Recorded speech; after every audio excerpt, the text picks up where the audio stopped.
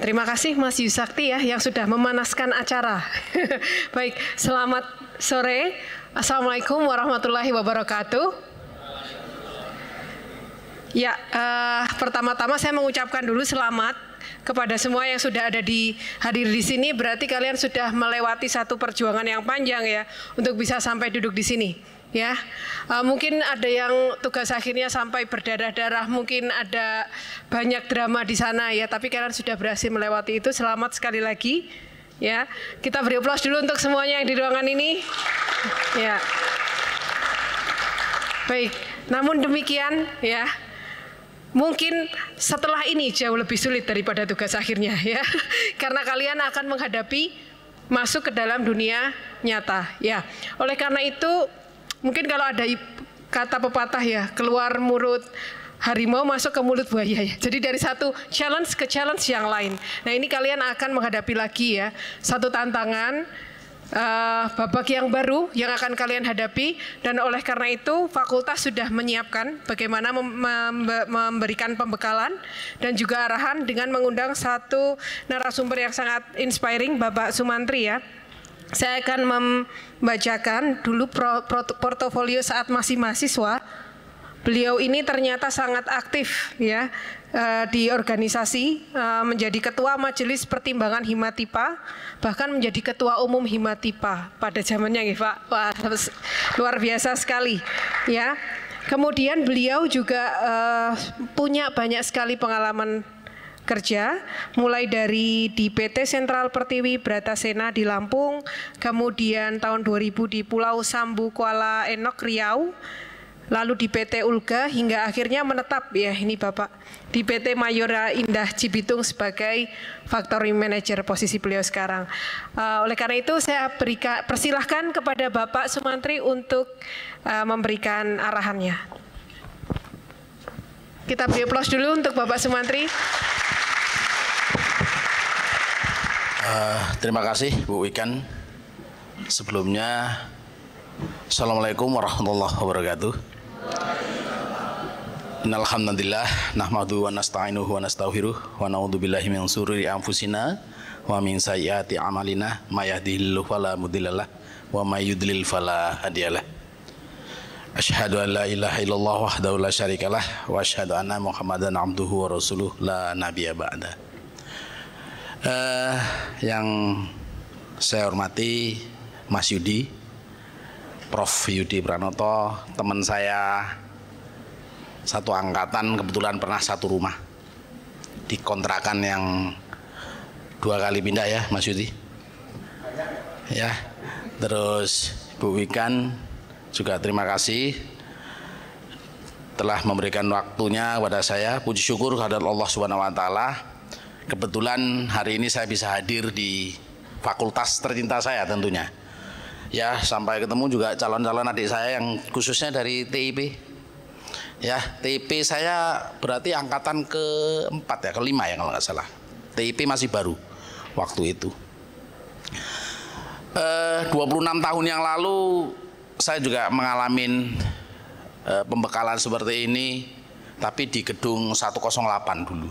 Dan selalu malam ya, 26 tahun yang lalu, karena saya lulus tahun 1997 ya, dengan predikat biasa saja, karena dulu mencapai 3,5 itu kayaknya sesuatu yang wangel banget, sangat sulit, karena beda teknologi kali ya. Dulu buku aja harus fotokopi ya, karena nggak kuat beli.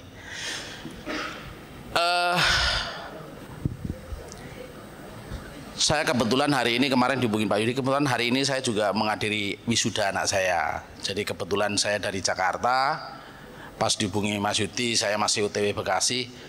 Tapi wisuda yang tanggal 23 hari ini, tadi selesai persis jam 11.30 wisuda, 12 ya. Anak saya di sekolah vokasi elektro ya. Jadi hari ini wisuda persis 4 tahun, 8 semester. Ya, saya tawari TP dulu, dia nggak mau, karena hobinya memang main elektro. Kemudian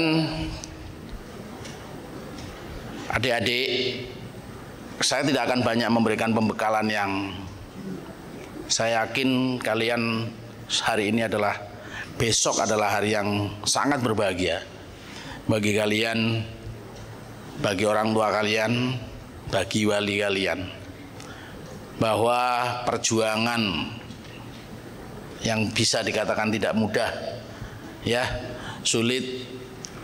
Saya nggak tahu masih sesulit nyari dosen waktu bimbingan atau tidak. Ya, biasanya dosen yang banyak proyek susah tuh bimbingan. Ya, kalian besok sudah mendapat gelar sebagai keluarga besar Mayora, keluarga besar Gajah Mada, maaf. Jadi apa? Kagama, yang kebetulan sekarang dipimpin oleh Gubernur Jawa Tengah, Bapak Ganjar Pranowo. Tapi tadi yang memberikan sambutan bukan beliau, tapi Prof siapa yang dari Haluleo ya, yang ketua, salah satu ketua Gagama. Kata Pak Yudi tadi, salah satu indikator lulusan prodinya itu baik adalah bisa langsung terserap. Dan alhamdulillah saya waktu itu juga nggak nyampe sebulan sudah bisa langsung bekerja di Pratasena Lampung. Gaji cuma 800.000 ya awal, ya tambah udang, ya punyanya Carun Pokman Group. 800.000 lawan PNS waktu itu masih 3,5, 350.000. Saya milih yang swasta. Jadi karena gajinya lebih besar, ya. Sampai sekarang pun sebenarnya masih besar swasta ya. Lulus SMA di Bekasi langsung 5.100.000. Upah minimum Bekasi 5.100.000. Gak tahu PNS golongan berapa itu 5.100.000. Ya, golongan 4. Jadi kalau UMK termahal di seluruh Indonesia ada di Bekasi dan Kerawang. Ya, makanya memimpin perusahaan di Bekasi salah satu faktor produksi yang lebih tinggi sudah menjadi beban. Belum lagi listriknya pakai Cikarang Listrindo, 2 kali lipat dari PLN. Ya, jadi industri di Bekasi itu salah satu industri yang tidak mudah. Karena faktor produksinya satu, SDM itu sudah jauh lebih mahal daripada kabupaten sekitarnya. Yang lain masih, bahkan Jogja mungkin masih di bawah 3. Ya, listriknya 2 kali lipat. Kalau PLN 1.200, kita sudah Cikarang itu sudah 2.200. Air itu juga dolar. Ya, tidak boleh nyerem, wajib pakai dari kawasan industri MM 2.100. Itu salah satu tantangan. Tapi puji syukur itulah salah satu tantangan industri. Adik-adik sekalian, menjadi keluarga alumni Gajah Mada adalah suatu kebanggaan. Jakarta termasuk yang keagamannya juga cukup baik dalam hal membantu. Ya, Bekasi juga ada Bekasi Raya. Ya, TP yang cukup aktif ada Marlon ya, Mas Yudi. Di Kagama Bekasi Jakarta itu Marlon, itu TP. Itu juga aktif di Bekasi Raya.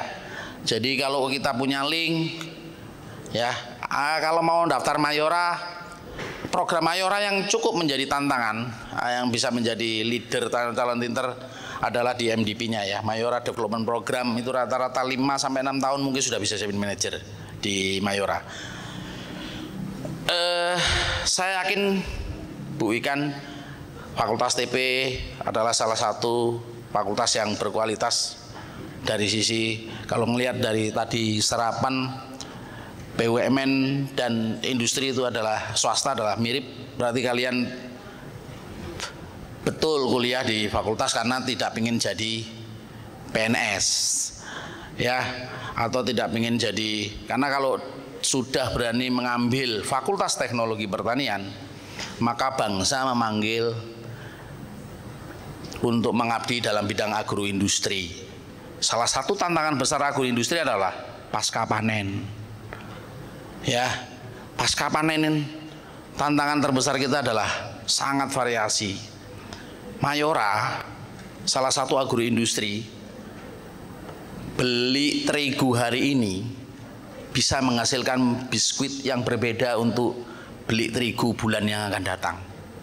Karena perbedaan kualitas, perbedaan negara yang dibeli gandumnya, ya, termasuk gula bikin permen, itu juga tidak mudah. Makanya bikinan BUMN PTPN gulanya tidak bisa dipakai di pabrik Mayora. Ya, Madukismo semungkin kayaknya nggak mungkin bisa untuk permen KIS. Kenapa? KIS itu harus dari gula yang sangat berjenih dan bening. Kalau kita bikin pakai dari BUMN, dari PTPN, itu kopiko, nggak kelihatan. Ya, Mayora itu sekarang ada 31 pabriknya. Di luar negeri ada 4, karyawan total 51.000.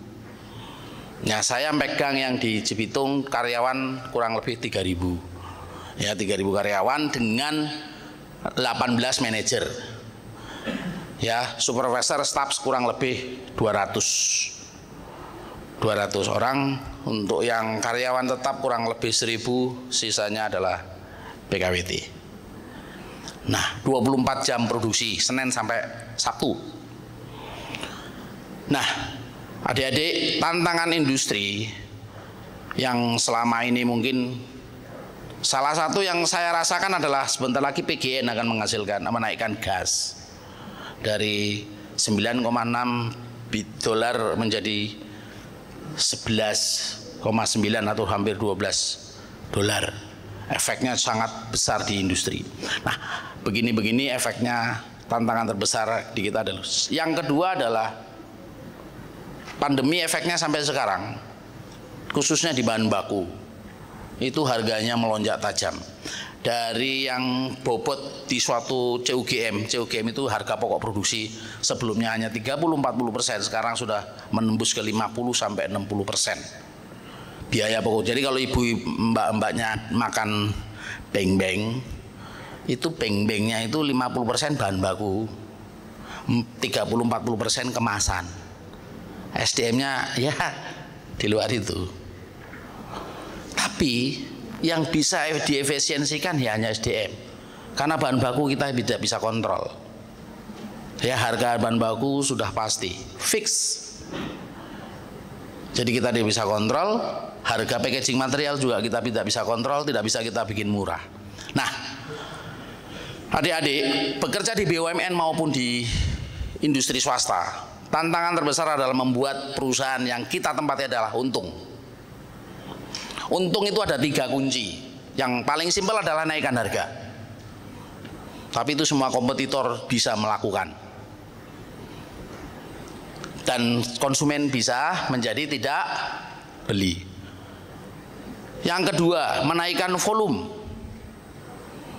Itu juga bisa menaikkan untung, baik industri jasa maupun industri barang. Tapi itu juga kelebihan stok bisa berakibat kepada kerugian. Yang paling bisa nanti adik-adik nanti setelah terjun di industri adalah apa? Mengurangin waste. Waste ya, mengurangin losses dari mulai reject, overweight, lost time, defect, rework. Nah, karena adik-adik adalah calon leader, tidak ada lulusan FTP itu yang jadi teknisi atau helper, pasti leader. Kemampuan soft skill menjadi tantangan tersendiri ya untuk memimpin. Misalnya adik-adik nanti masuk Mayora, satu supervisor ada yang anak buahnya 100, satu supervisor ada yang anak buahnya 50, ada satu supervisor anak buahnya 3 tapi umurnya sudah 50 tahun, masa kerja sudah 20 tahun. Bayangkan mengapproach, melakukan leader, ngatur anak buah yang sudah punya pengalaman lama tapi secara background pendidikan apa? Mungkin masih SMA, masih zaman yang sangat jauh dari era strawberry milenial. Jadi meskipun industri kita sekarang digadang-gadang masuk ke era industri, tapi faktanya kayak Mayora, ada yang industri high teknologi aja, robotik ada, 4.0 juga ada. Tapi mesin yang dari tahun 67 baru berdiri sampai sekarang juga ada.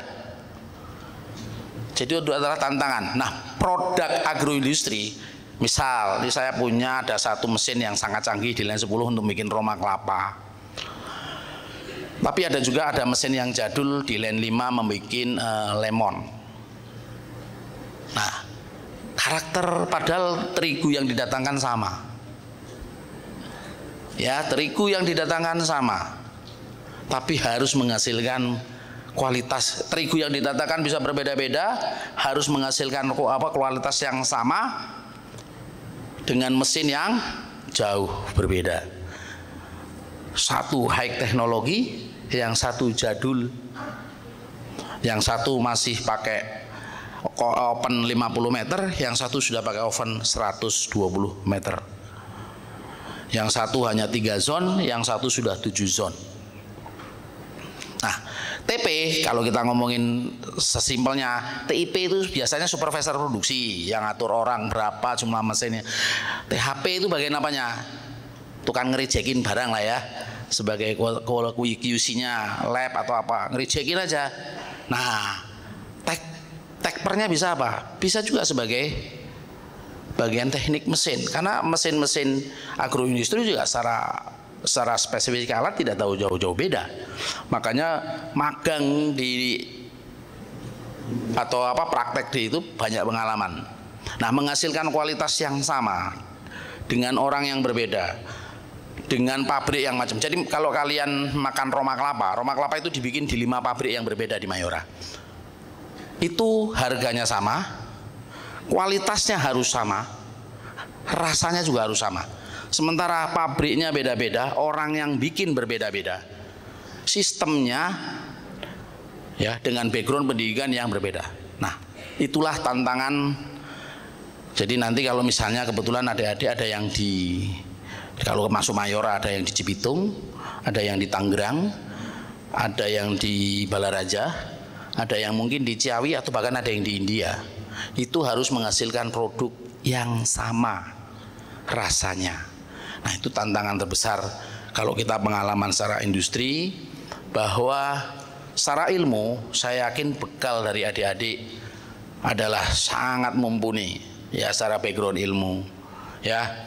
Tinggal pengembangan soft skill. Saya yakin juga soft skill kalau kalian yang aktif organisasi, yang aktif project menyelesaikan project, karena di Mayora juga ada istilahnya departemen khusus improvement ya di Mayora. Jadi TIP itu bisa masuk ke CI, jadi departemen continuous improvement, yang kerjanya memang hanya mencari masalah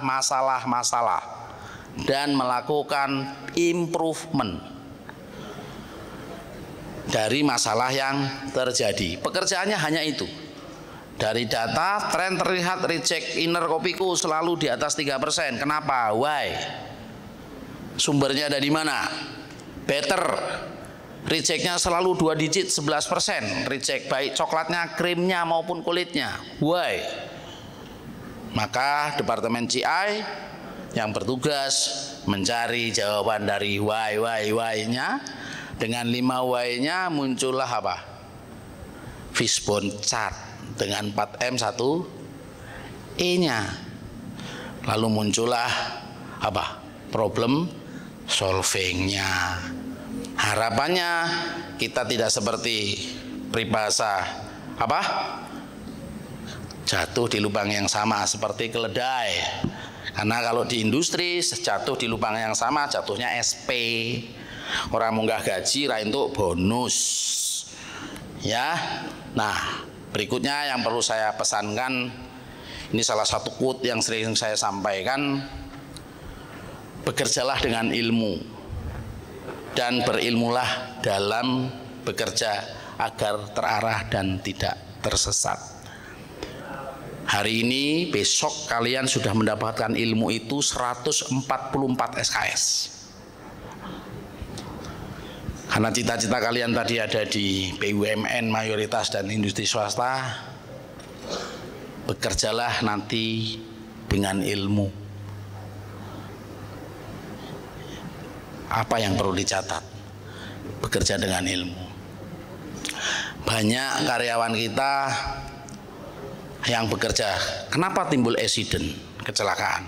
Kenapa reject naik? Kenapa mesin tiba-tiba mati? Kenapa RM yang datang bisa busuk, tidak vivo? Dan ternyata setelah kita trace, hampir 90% akar masalah root cause-nya adalah human error, yang tidak menjalankan sistem atau metode yang sudah ada. Artinya apa dari situ? Bahwa ilmu yang sudah ada banyak tidak dijalankan. Pengawasan dari leader-leader kurang menyentuh ke akar masalah. Itu 90%. Hampir kalau kita sampai ke, makanya 5 why itu, ya why pertama itu selalu nyalahin mesin. Coba nanti ada why 1, setiap ada problem yang disalahin mesin. Kenapa achievement tidak tercapai? Oh, mesin nih apa, rantainya putus. Harusnya ada pertanyaan why kedua, kenapa putus? Oh, barangnya apa? Sudah lama nggak diganti. Kenapa sudah lama tidak diganti? Sudah keropos, Pak. Pertanyaan berikutnya, kenapa keropos? Oh, ternyata sudah 3 tahun tidak diganti. Nah, kenapa tidak diganti? Lupa. Atau duitnya digawe beli kuota. Nah, kalau rantai motor ya. Nah, ujungnya ternyata di situ. Kalau kita tarik, tapi selalu kita mencari dosa itu pada mesin yang tidak bisa ngomong. Ya, itu pengalaman saya sampai saat ini, bahwa root cause kalau kita ada kan 5W ya, diajarkan dengan kaizennya, dengan pokayoke-nya. Sebenarnya toolsnya improvement ada di situ. Ya, bekerjalah dengan ilmu.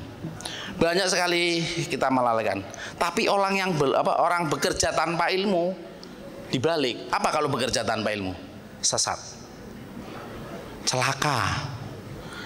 Banyak kejadian tangan terjepit, tangan terputus, yang harusnya kalau membersihin mesin harusnya dimatiin stop kontaknya, ya kan? Mas-masnya ini kalau bersihin, ngasih oli sepeda motor, enaknya apa? Gigi satu jalan, ceklek, muter rantainya kan? Set, olinya dia apa? Dikit-dikitin sambil jalan, tahu-tahu tangannya masuk ke gear. Sama, waktu bersihin bel konveyor pakai sapu misalnya, sudah tahu sapunya kejepit, bukan dilepas. Dia pengen menyelamatin sapu, tapi akhirnya apa? Mesin dilawan dengan tenaga manusia. Akhirnya tangannya yang terjepit. Jadi banyak accident yang karena tidak punya ilmu. Kalau nganggur, orang nggak punya ilmu. Kalau nganggur kan nggak mungkin. Kalau bisa sholat subuh pun 5 rakaat ya, 10 rakaat. Saking nganggurnya nih, 5 bulan kok nggak dapat kerja, doanya panjang-panjang, suratnya Al-Baqarah, Al-Imran, gitu. Itu masih nganggur, ya. Atau sholat kalau boleh ya subuhnya 4 rakaat atau 10 rakaat biar besok dapat kerja. Itu kalau tidak berilmu, kebanyakan. Nah, dan itu sering kita lakuin tanpa sadar. Ketika sudah dapat kerja, boro-boro kita melakukan surat Al-Baqarah, Ali Imran. Ya, saya pengalaman pribadi juga sih ya. Dulu kalau saya di musola Al-Fitrah itu khusuk-khusuk. Wes Mas Yudi khusuk. Wis kerja adan, meeting karo bos oleh wedi karo bose daripada karo Gusti Allah. Itu sebenarnya nggak berilmu. Orang bekerja tanpa ilmu begitu. Padahal saya jadi factory manager itu karena atasan saya yang punya pabrik atau karena Allah? Orang yang nggak punya ilmu pasti karena atasan saya, pasti karena saya pinter. Tapi orang yang berilmu tidak seperti itu. Saya pada posisi ini karena Allah. Sesimpel itu. Jokowi jadi presiden karena Allah, yes. Kalau nggak ada karena Allah, cuman gara-gara mobil SMK dibawa ke Jakarta, kok laku? Padahal mobilnya sendiri sampai sekarang orang payu. Kenapa bisa jadi presiden? Yakin karena Jokowi dari kehutanan? Enggak. Yakin karena Jokowi pinter? Enggak. Tapi karena ridho Allah. Jadi jabatan, nih quote yang ketiga bagi adik bekal. Ketika kita bekerja, menduduki jabatan apapun itu, ada 3 trust yang kita peroleh. Yang pertama, trust dari atasan. Suka atau tidak suka, atasan itu tidak menilai pinter nggak pinter, tapi memang saya suka Anda, saya percaya Anda. Jokowi ngangkat menteri bukan yang paling pinter, pasti milih trust, dia percaya dan tidak. Yang kedua, kalau kita di industri, trust pelanggan. Mayora sampai sekarang ada, sehingga saya bisa menduduki pesaing. Karena apa? Karena pelanggan setia membeli produk-produknya. Apalagi para YouTuber itu kekayaannya murni trust. Karena apa? Konsumennya. Dan yang jangan kita pernah lupa adalah trust dari Allah Subhanahu wa Ta'ala, bahwa Anda pas bisa menduduki jabatan pekerjaan ini. Karena kalau Anda saya naikkan jadi presiden, istri Anda 4. Kalau Anda hari ini saya jadi manajer, mungkin Anda akan tersesat. Anda cukup jadi supervisor. Trust. Allah lebih tahu. Karena gampang, saya kalau mau dibatalin besok, Anda yakin besok jadi sarjana? Kalau Allah berkehendak tidak. Hari ini sakit perut, besok dipanggil Allah Subhanahu wa Ta'ala. Innalillahi wa inna ilaihi rajiun. Ada teman saya besok mau pengangkatan jadi manajer, malam harinya cuman sakit. Itulah trust dari Yang Maha Kuasa. Kamu kalau jadi manajer akan tersesat. Nah, itu yang pembekalan menurut saya yang di industri itu sangat, apalagi departemen yang penuh dengan godaan iman. Apa? Departemen purchasing, quality control, itu berinteraksi dengan vendor yang setiap saat nawarin amplop supaya barangnya diterima, supaya barangnya bisa tidak di-reject. Nah, kalau Allah tahu bahwa kalau kita di posisi itu tapi imannya nggak kuat, udah ojo jangan diangkat manajer, bahaya gue jadi manajer. Nanti barang-barang bagus, barang-barang jelek diterima, terus dapat tips yang banyak, terus nanti punya apartemen banyak. Adik-adik, apartemen di Bekasi, Jakarta itu isinya gadis-gadis belia yang cantik-cantik. Ya, yang gajinya sebenarnya nggak layak untuk bisa tinggal di apartemen, yang gaya hidupnya tidak layak. Nah, itu salah satu trust dari Allah. Makanya, nah yang berikutnya adalah yang semua saya sampaikan dalam suatu industri untuk supaya kita sukses memenangkan persaingan. Ada 3 kunci juga. Tadi 3 kepercayaan: good people, good process, good product. The winning people, winning process, and winning product. Perusahaan apapun, aset yang paling berharga adalah apa? People, sumber daya manusia. Jadi kalau kita mau memenangkan persaingan, SDM seperti TP harus direkrut. Ya, karena saya yakin TP adalah SDM yang handal. Ya, cukup mampu melihat persaingan yang sangat kompetitif. Nah, jadi people-nya harus menang duduk, harus apa? People-nya harus, makanya ada departemen khusus yang rekrut, itu apa? HRD, yang tujuannya sekolahnya apa?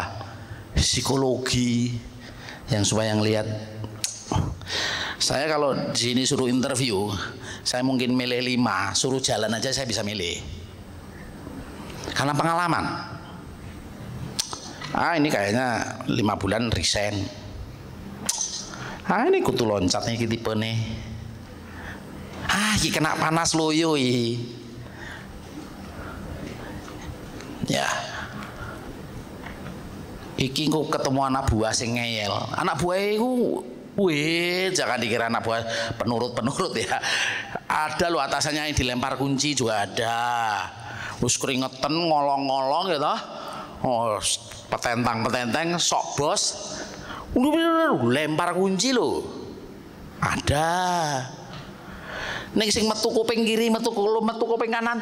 Yono, ya Pak, ditiliki. Lah pekerjaane utuh, ora digarap apa-apane.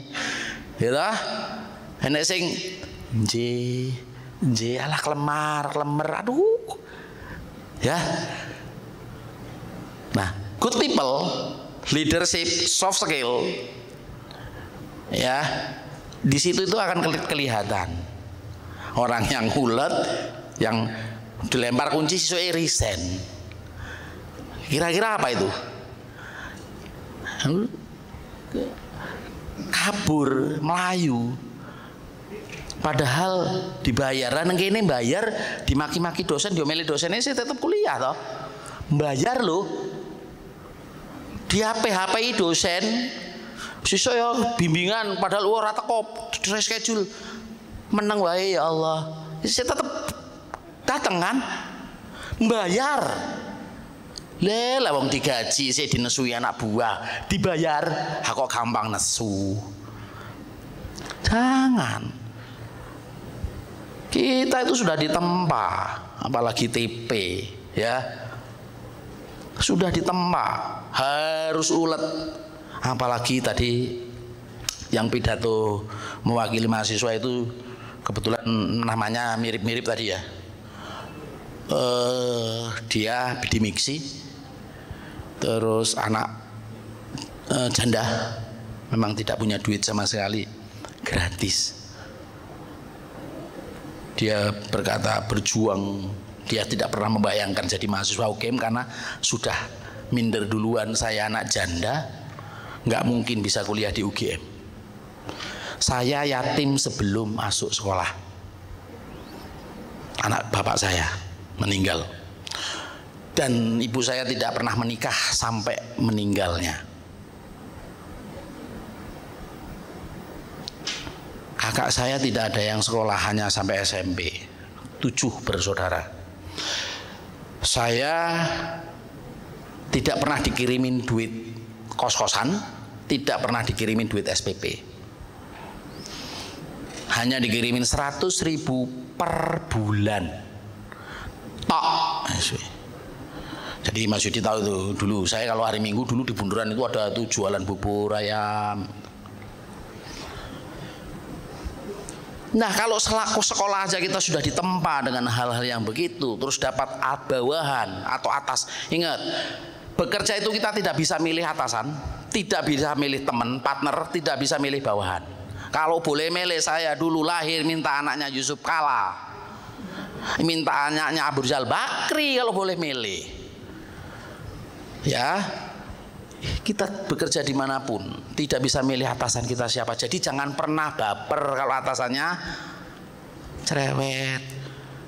Dosen kita ada berapa mata kuliah dari 144 SKS? Enek sing killer ya lah, enek sing pelit, ulang ping dulu juga Tapi dulu, kalau sekarang kayaknya nggak ada deh. Rata-rata kelulusan tadi saya lihat 4 tahun loh. Saya 5 tahun. Anak saya on time 4 tahun. Saya surprise itu tadi sebenarnya. Dikabari, Pak besok wisuda. Saya perkirakan 9 semester sebenarnya anak saya itu. Anak elektro kan. Nah, biasanya elektro roto-roto iki apa. Kalau dulu kan ada istilah mahasiswa apa itu? yang apa ya, yang nggak lama-lama nggak lulus itu apa namanya itu? Hah? Mapala itu paling sering nggak lulus tuh. Kita paling lama. Pencinta alam itu rata-rata itu, ya. Pithecanthropus erectus gitu. Fosil 8 tahun, 9 tahun. Zaman saya 8 tahun ada, ya. Nah, jadi kalau sekarang kalian sudah ditempa nyari dosen susah, nyari judul susah, dapat bawahan yang sedikit, jangan menyerah. Ingat, kalian tidak punya prestasi apa-apa kalau baru setahun resign terus pengalaman kerja. PT Bratasena setengah tahun, PT itu malah terlihat kalian tidak dapat, lemah. Tapi kalau sudah 2 tahun, 3 tahun karena cuma pengen karir boleh. Ya, tapi kalau 5 bulan kabur, 6 bulan kabur, kalian ditempa di fakultas ini dengan 4 tahun berdarah-darah, saya yakin ketemu Pak Yudi juga mungkin nggak gampang, ya kan? Siapa yang bimbingannya Pak Yudi, Mbak? Coba ngancung, Mas. THP, nggak ada. Ini ahli karet ini kalau nggak salah, ahli coklat. Nggak ada ya bimbingannya Pak Yudi ya. Nah, kalau susah diingetin Pak Yudi, ingat masa lalu, ya. Jadi Mas Kuncoro itu juga ketua Himativa ya, dulu. Itu angkatan saya. Setelah Mas Kuncoro, Mas Ibnu Ahwisena ketua Himativanya, terus Tejo Kuncoro, salah satu politikus TIP, Tejo Kuncoro. Angkatan saya ini yang akan terjun mudah-mudahan lulus jadi politikus ada 3. Yang 1 dari Nasdem, 2 dari PKS. Tidak ada yang dari PDIP. Ya, Cahyo Endroatmoko, Tejo Kuncoro, Tri Suharjanto. Mudah-mudahan calon menteri karena mereka cukup dekat dengan Mas Anies atau Mas Ganjar. Ini dua-duanya kan kagama ya. Nah, mudah-mudahan saya juga ini Bu Wikan nanti bisa dipanggil jadi staf ahli menteri atau staf ahli apalah. Ya pensiun kan lumayan. Tadi itu kan nggak ada ya yang pensiun mau apa ya? Staf ahli menteri ya, staf ahli presiden. Kalau yang sekarang kan itu siapa? Yang ketua senatnya Visipol, yang jadi ininya Demokrat. Hah? Tadi datang kok, lupa saya lah. Langsung tukar demo biasa yuk. Demo itu adalah salah satu. Saya tidak bisa jadi factory manager kalau nggak pinter marah. Saya pernah gelas pecah itu sudah suatu biasa. Meja ya gebrak-gebrek, makanya ini harus kuat untuk gebrakin meja. Saya dibayar untuk marah. Lu kalau factory manager nggak bisa marah, manajer ya manajer aja harus diomelin. Ya, jadi salah satu saya mungkin jadi factory manager adalah apa? 1 TIP pasti ya toh. Pinter baca data, ketua himpunan Himativa ya toh. Itu salah satu. Tapi pinter marah, wes kudu suaranya kencang. Nah, itu salah satu. Ada yang suaranya lembut, kayaknya nggak bisa jadi factory manager, mohon maaf. Karena terlalu lembut susah. Ya. Kalau istrinya boleh harus lembut. Istri pertama nggak lembut, nyari yang kedua yang lebih lembut. Loh, 60% tadi disebutin hampir 61% itu wanita loh. Nah terus 10% bojone sopo? Ini nggak tahu ya tanda-tanda apa ini Pak Yudi. Tapi bukan angkatan saya, mohon maaf. Yang harus lebih dari 1 kayaknya. Tanda akhir zaman, Pak. Monggo, kalau mau nambah, membantu yang lebih, nambah 1 Pak E.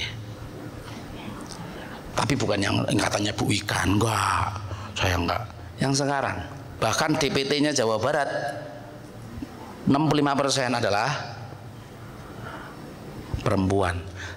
Mayora, ini saya kasih, kemarin saya baru nerima magang. 100 kemarin aja 110 orang 11 tok cowok padahal saya minta 60 cowok raono Pak cowok lah kepiye jajal nih Saya nggak ngomongin gender ini, tapi memang kadang-kadang oven itu kasihan. Bukan saya ini anti gender ya. Oven itu kalau saya kasihkan apa, wanita itu kasihan, panas. Ntar itu bedaknya pada luntur semua, panas. Ya, saya supervisor teknik aja nggak pernah lu minta perempuan. Kasihan, kok dilempar kunci lebih jajal. Kan teknik elektro saya lihat juga banyak kan wanita. Saya lihat juga ada. Teknik mesin juga ada. Ya, jadi apa? Good people. Jadilah generasi kreatif inovatifnya boleh generasi stroberi. Tapi saya mau untuk ulet dan ininya ke zaman saya. UGM itu terkenal dengan apa? Nerimone ing pandum. Ulet gigih.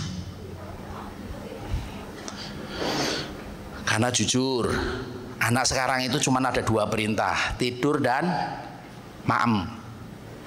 Weh le maem durung, weh le bubuk sinau. Nggak ada yang disuruh ngepel, nggak ada yang disuruh nyapu, nggak ada nyuci laundry, ya toh? Ya kak, Mbak fasilitas semua sama orang tua. Lah kowe lanang nyuci dhewe kok mbiyen. Tapi ngrendeme Senin nyucine Setu. Dina dienggo baju siji cantelke nganggone engko Selasa, Rebo. Sing Selasa ganti. Ngono. Cuci dhewe sampai bakterinya mati tapi tumbuh bakteri baru. Ya, terfermentasi. Itu aromanya. Jos. Nah, yang kedua apa? Good process.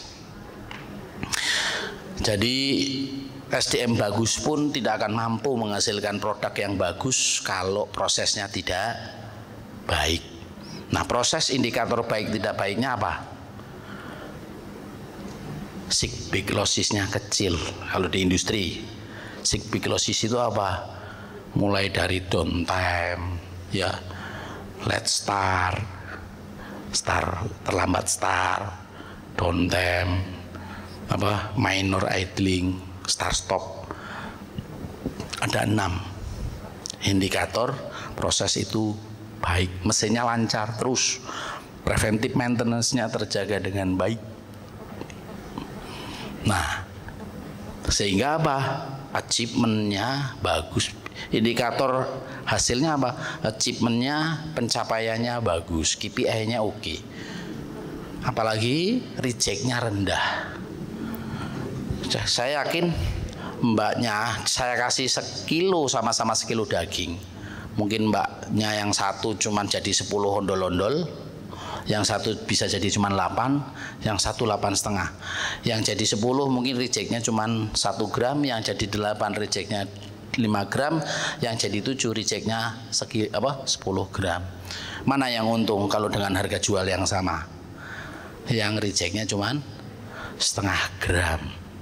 Makanya di industri itu biasanya reject tertinggi terjadi di shift 3.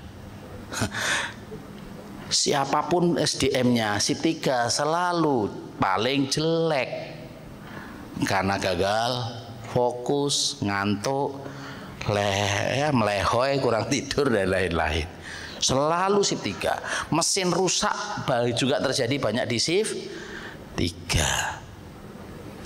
Ini tantangan. Ya nggak biasa melek malam kalau cita-citanya jadi kerja di industri. Mulai latihan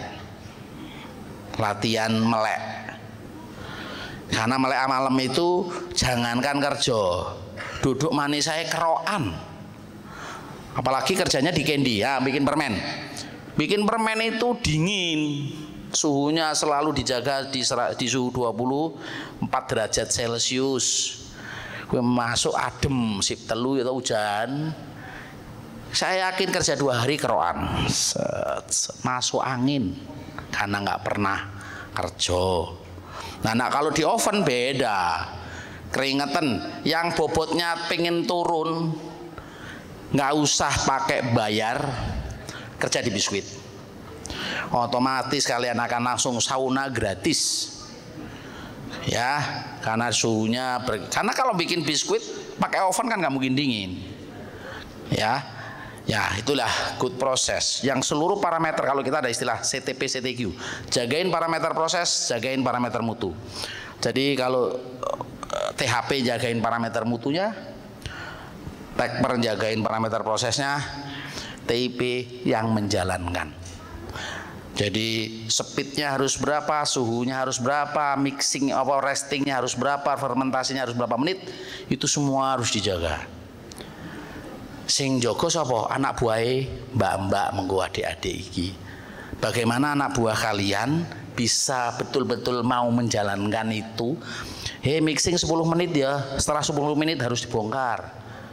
Nah, bener nggak menjalankan 10 menit itu? Itulah tantangan salah satu yang tidak mudah, tapi juga tidak sulit.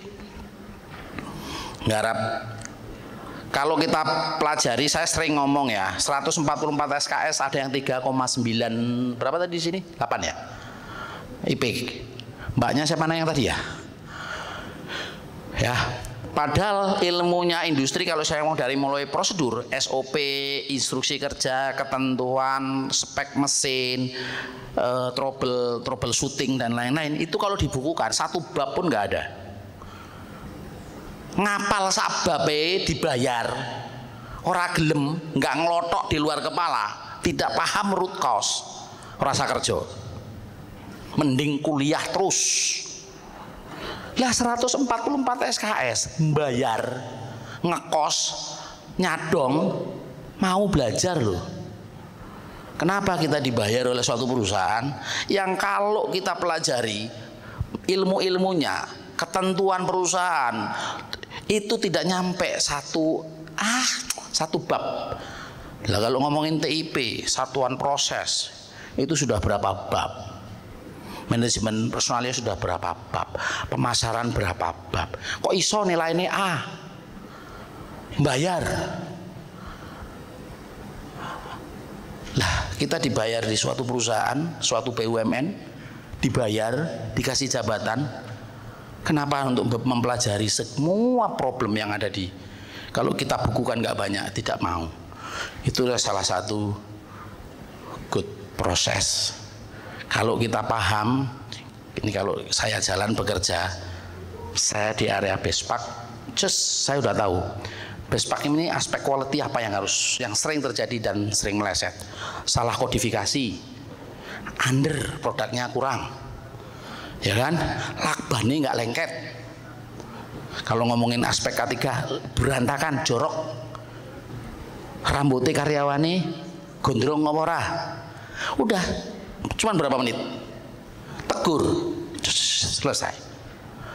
Itu pernah kejadian, berangkat lagi ke mesin. Apa yang harus achievement? Speednya berapa? Ada 10 mesin, kenapa speednya ada yang 60, yang lain bisa 80? Ya toh? Sensor kosong untuk menghindari supaya ada produk, ada makan permen dapat kadang-kadang kosong, biskuit isinya 1. Itu kan karena sensor kosongnya tidak berfungsi, padahal mesinnya dikasih misalnya. Lah kan cuma ngelihat, pakai dummy dilewatin, berhenti nggak mesinnya. Pekerjaannya cuma begitu. Mesinnya bersih nggak? Check wear kan sebenarnya fungsinya untuk menendang produk yang under itu ketendang supaya tidak kejual ke konsumen. Kalau kita lewat, apa yang harus dilihat di produk under kalau saya lewat? Display counternya yang under ada berapa? 10. Saya cari barangnya mana yang 10. Kalau barangnya nggak ada, kira-kira kemana? Jangan-jangan tetap dikemas. Nah itu semua ilmu, istilahnya apa? Semua itu ada ilmunya.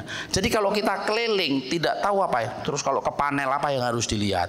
Belakang panel jorok, sapu. Ada rumah kita yang di belakang lemarinya untuk simpanan apa, nyapu sementara tapi berhari-hari tidak diambil, ya kan? Nah itulah ilmunya cuma sebatas itu, nggak banyak. Histori setahun itu komplain apa saja, reject apa saja, downtime apa saja, itu nggak banyak kalau dikumpulin, dibayar, tapi kita tidak pernah mau belajar. Nah itu salah satu good process. Nah itu di industri apapun, kalau kalian punya anak buah, yang paling menjadi apa? Adalah teladan. Kalau kita mau memberikan instruksi yang paling manjur adalah teladan. Mau termasuk yang wira swasta. Kalau kalian punya anak buah, yang paling baik adalah teladan yang diberikan. Kita harus lebih pintar daripada dia. Kita harus lebih care daripada dia. Ya, yang terakhir adalah good product. Ya, the winning product. Kalau kita mau menguasai pasar, produk kita juga harus the best. Ciri-ciri produk yang berkualitas yang the best apa? Harga terjangkau, kualitas terjamin. Udah, dua itu aja. Kalau kualitas doang, harga tidak terjangkau, tidak akan laku. Tidak akan mungkin beng-beng itu terbeli oleh permen Kopiko itu sampai ke NASA, nggak mungkin. Kalau harganya terlalu mahal. Apa supaya harga terjangkau? Good product tadi, itu tadi. Wish-nya harus rendah sekecil mungkin. Ya, ada istilah di ilmu kita nanti nggak tahu, ada muda murah muri ya, Pak Yudi itu yang bahasa Jepang. Muda murah muri. Kalau mau menghilangkan wish, muda itu ada 8 wish. Kalau murah, ketidakseimbangan, tidak balance. Operator baru masuk disuruh nyalain mesin, itu murah itu. Operator baru masuk disuruh jalanin, memberikan beban yang belum tidak seimbang. Muda murah muri itu Jepang. Ya, defect, reject, rework, apalagi overstock. Nah, itu semua masuk dalam kategori wish, ada di muda.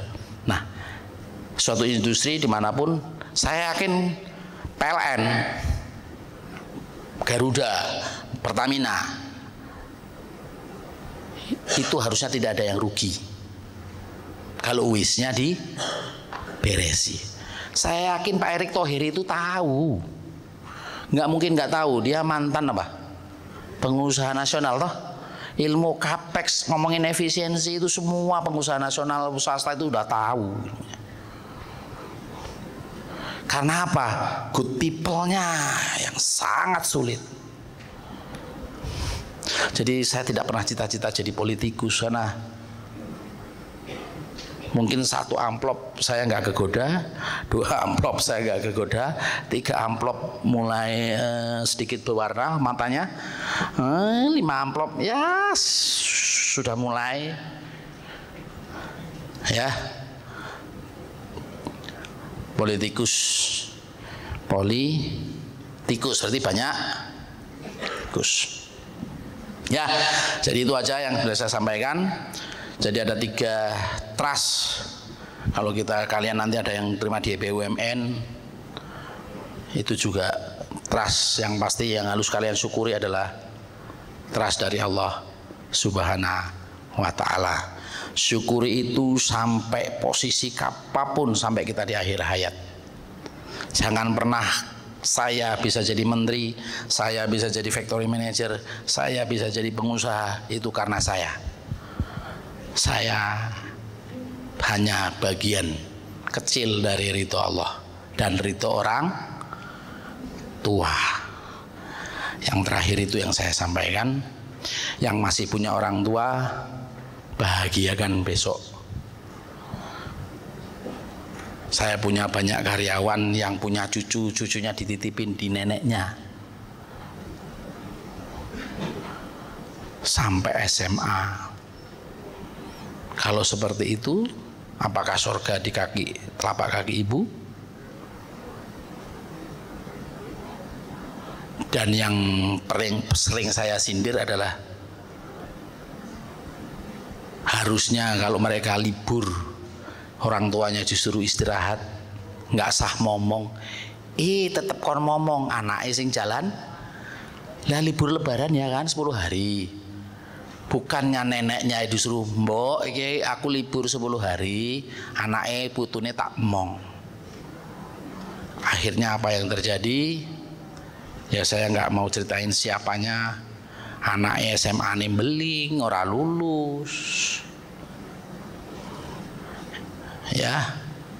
Ada yang apa itu? Game itu. Jadi kalau nggak dikasih HP dibanting-banting itu apa? TV dipecah. Itu manajer. Saking sayang, karena kalau nenek kakek itu saking sayangnya sulit apa? Putu sama putu itu sangat sayang, ya. Jadi good Paul tadi trust sama itulah tantangan dunia industri. Saya rasa cukup yang bisa saya sampaikan. Mudah-mudahan adik-adik bisa apa tadi? Berilmulah dalam bekerja dan bekerjalah dengan ilmu. Sebelum saya tutup, ini saya bacain salah satu syair. Yang paling mahal dari sebuah amal adalah istiqomah. Ya. Yang paling mahal dari sebuah karya atau amal adalah istiqomah. Ngaji satu ayat lebih istiqomah setiap hari lebih baik daripada setiap Ramadan satu juz. Hanya Ramadan tok satu juz. Lebih baik setiap hari satu ayat. Dan setiap manusia itu rugi kecuali yang berilmu. Jadi kita dilahirkan sampai jadi mahasiswa itu masuk kategori rugi kalau tidak berilmu. Bahkan sampai Rasul menyarankan dalam sebuah itu apa? Ada peribahasa apa? Kejarlah ilmu sampai ke negeri Cina. Dan orang yang berilmu pun potensi rugi kecuali yang beramal. Jadi kita di dunia ini berilmu tok, lulus, mengeminteri, juga akan masuk kategori hamba yang rugi kalau tidak diamalkan. Semua orang yang beramal masih berpotensi rugi kecuali orang yang ikhlas. Nah, di sini ada nak orang atasan kerjone sembarangan, nak ono atasan rajin, ya toh. Nak ono mertua, calon mertua ibadahe poat, dandan. Nak nang omah cuman pakai daster, nggak ikhlas. Beramal tapi tidak ikhlas. Nah, ada satu lagu ini yang menjadi integritasnya Mayora. Ada lagunya Iwan Fals itu Hiu. Hiu itu ternyata syairnya itu apa? Ada dua, ya, agree kontra. Saya mau baik, lawannya saya tidak mau baik. Saya mau wajar-wajar saja, lawannya saya tidak mau wajar. Saya mau jujur, lawannya saya tidak mau jujur. Dan lagu yang dinyanyikan oleh Chrisye yang ternyata apa? Kalau kita tidak ada surga neraka, apakah kita masih beribadah? Masihkah kita berbakti kepada orang tua? Kalau tidak ada surga dan neraka, ayo coba renungkan. Seandainya Allah tidak ciptakan surga dan neraka, masihkah kita ada yang sholat? Masihkah kita ada yang ke gereja? Masihkah kita berbakti kepada orang tua? Masihkah kita sopan dengan guru-guru kita? Kalau di pekerjaan, kalau tidak ada SP, tidak ada naik pangkat, tidak ada penurunan gaji, kenaikan gaji, apakah kita masih disiplin? Nah, ini terakhir yang perlu renungan, bahwa bekerja bukan untuk siapa-siapa, tapi untuk kita, untuk diri kita. Yang paling berat memang adalah tadi, saya sendiri kalau surga dan neraka tidak ada, mungkin istri saya sudah 5. Tantangan laki-laki terbesar adalah apa Pak Godaan kita di Al-Quran apa yang terbesar kalau laki-laki, apalagi punya duit? Wanita. Nah, wanita di Al-Quran tantangan terbesarnya apa?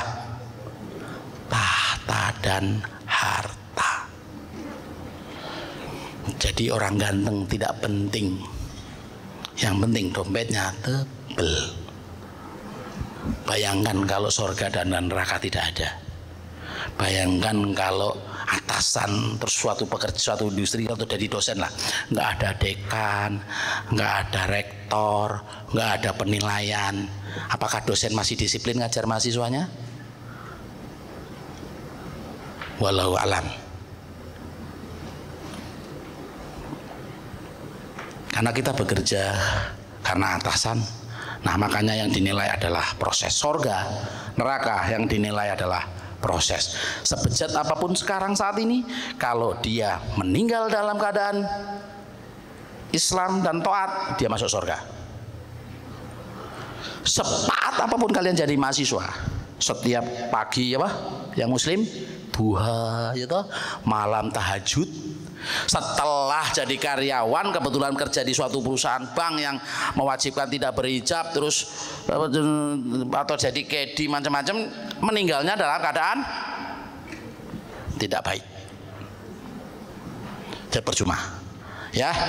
Jadi kalau surga tidak ada, nah kalau di Mayora integritasnya adalah you. Aku mau wajar-wajar saja. Gitu ya lagunya kalau nggak saya. Yang Iwan Fals. Ya, itu mungkin yang terakhir. Semua yang orang ikhlas pun akan berpotensi rugi kecuali yang istiqomah. Jadi ikhlas tok nggak cukup. Nah, kalau tidak istiqomah, nyumbang 2.000 ikhlas, tapi nggak istiqomah. Jumatan kotak cuman lewat terus, kotak itu lewat terus. Padahal kuotane 60 GB, 100 GB. Makanya di kantin ini mahal nggak di kantin ini ya? Hah? Atau karena murah justru rame? Tadi saya lihat rame masalahnya. Ya. Sementara kota amal Jumatan masih kotanya lewat terus. Nah itu nggak istiqomah. Tapi kalau giganya kira-kira istiqomah nggak? Gigabyte. Alasannya untuk apa tadi? Apa Bu? Kalau di sini Bu, ngabsen ya kan? Ngabsen kalau dihitung-hitung paling 1 GB sebulan lebih. Ya, tuh ikhlas pun berpotensi rugi kalau tidak istiqomah. Yang istiqomah pun masih potensi rugi kalau wafatnya dalam keadaan tidak husnul khotimah. Itu saja yang bisa saya berikan. Ilmu akarnya amal, amal buahnya ilmu. Berilmu tidak beramal seperti pohon tanpa akar. Ya, beramal tanpa ilmu seperti pohon tanpa buah. Mubazir. Ya, terima kasih. Bila itu waktu hidayah. Assalamualaikum warahmatullahi wabarakatuh. Waalaikumsalam warahmatullahi wabarakatuh. Ya, luar biasa sekali ini tadi ya materi yang sudah disampaikan oleh Bapak Sumantri. Mohon maaf karena waktunya sebetulnya ingin ada sesi diskusi sudah tidak memungkinkan ya Bu. Sudah habis waktunya. Atau satu pertanyaan saja ya, silahkan kalau ada yang ingin bertanya. Ya. Monggo Mas. Tadi karena sudah habis.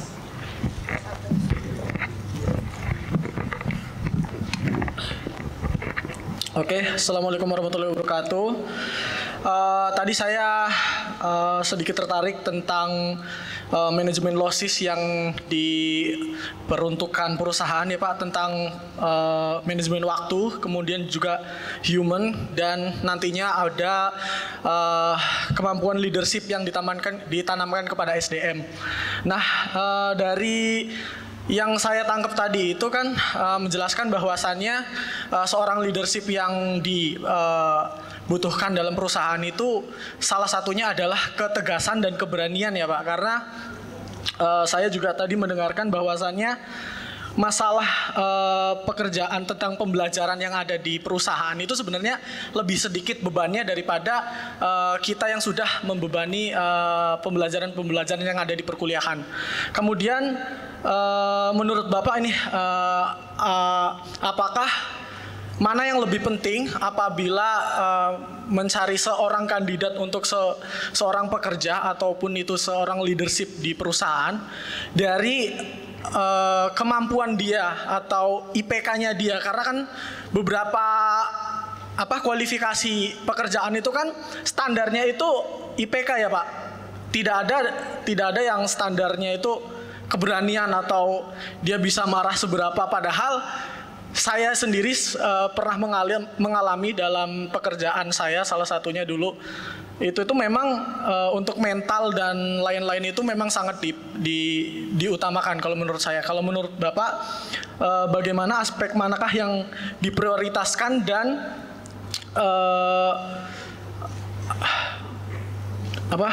sorry Pak, apa solusinya gitu Pak untuk kualifikasi rekrutmen seorang pekerja yang akan diambil dari perusahaan itu? Seperti itu sih Pak mungkin. Terima kasih. Terima kasih Mas. Pertanyaannya sebenarnya cukup bagus ya. Dan ini pasti menjadi hampir semua calon karyawan menjadi pertimbangan cari kalau di interview apa sih menjadi pertimbangan user ya. IPK itu tidak pernah ditulis harus 3, harus 3,5, harus 2,7, ya kan? Tapi yang pasti punya ijazah. Kalau yang BUMN mungkin ada standar minimal. Di industri perusahaan besar menyebutkan lulus dengan IPK minimal 3 itu relatif sudah tidak ada. Tapi pertanyaan, pernah Anda di organisasi? Pernah dapat training apa saja? Apa yang Anda ketahui tentang dunia saat ini, A, B, C, D? Itu selalu ditanyakan. Ya. Apalagi UGM. Seluruh industri besar sudah tahu yang lulus dari UGM sudah pasti pinter. Masih perlukah ditanyakan dengan apa? Hal-hal yang terkait dengan akademik? Menurut saya sudah tidak relevan. Karena sudah akreditasi A, ya sudah masuk universitas terbaik di Indonesia, ya kan? Nah, yang paling sering menjadi bahan pertimbangan adalah belum tentu yang 3,5 diterima, tapi sebaliknya yang 2,7 yang diterima.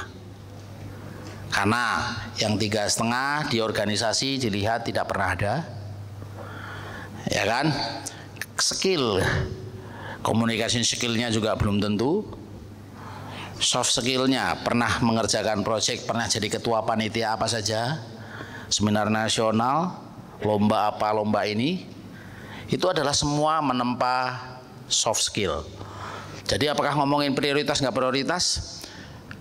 Menurut saya hal yang perlu ditambah kalau kalian memang mau terjun di industri adalah soft skill, karena hard skill kalian di sini sudah Pak Yudi, Bu Ikan udah sangat mumpuni lah ya. Kurikulumnya juga sudah digodok dengan apa? Sangat matang. Kalau cuman pertanyaan yang jarang terjadi adalah kalau kita ngomongin kenapa sih karyawan ini tidak tahan banting? Pertanyaan itu kan sulit ditanyain. Masnya nanti kalau dapat anak buah yang kira-kira ada 10 yang beling 8, yang 2 yang nurut, gimana solusinya? Nah, jadi itu yang perlu menurut saya semua prioritas ya. Bukan berarti terus 2,5. Oh ya zaman saiki 2,5 wis ora wayahe ya Pak Yudi. 3, kalau dulu saya nggak sampai 3 loh IP-nya. Pak Yudi yang nyampe, hanya calon dosen. Saya nggak cita-cita jadi dosen, malas kuliah meneh dari dulu. Makanya tadi nggak ada yang ngisi dosen kan? Yakin males kon kuliah bisa dulu wajah-wajah. Terus sekarang juga mahal ya sekolah UKT anak saya itu 14 ya Bu. 14 juta ya. Dokteran 25 ya. UKT tertinggi ya. Karena slip gajinya sudah masuk UKT yang tertinggi, jadi orang iso nolak ya. Kan pakai slip gaji ya UKT ya. Ya saya syukuri aja lah ya. Berarti saya masuk yang bisa subsidi silang. Yang bidik miksi kan nggak bayar ya kan, ada yang 500 ya kan. Karena sekarang UGM kan ketat itu ya Bu. Itu ya Mas. Kalau ngomongin losis, leadership itu perannya sangat besar untuk mengurangi losis. Ya, anak buah kita itu jangan dikira anak buahnya rajin-rajin ora.